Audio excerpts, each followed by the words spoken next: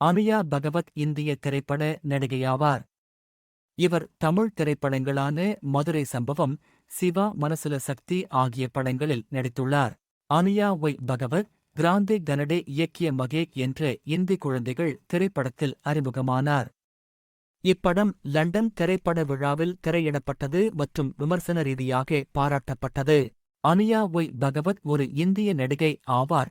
அவர் முக்கியமாக இந்தி, தமிழ் மற்றும் பெங்காலி படங்களில் பணியாற்றுகிறார். சிவா மனசுல சக்தி படத்தில் நடித்ததன் மூலம் அவர் மிகவும் பிரபலமானவர்.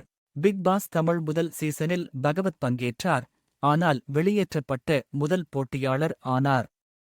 தமிழில் சரளமாக பேசத் தெரியாததால் மற்ற போட்டியாளர்கள் நிகழ்ச்சியில் கலந்து கொள்வதை குறைவாக ஏற்றுக்கொண்டதாக அவர் பின்னர் கூறினார்.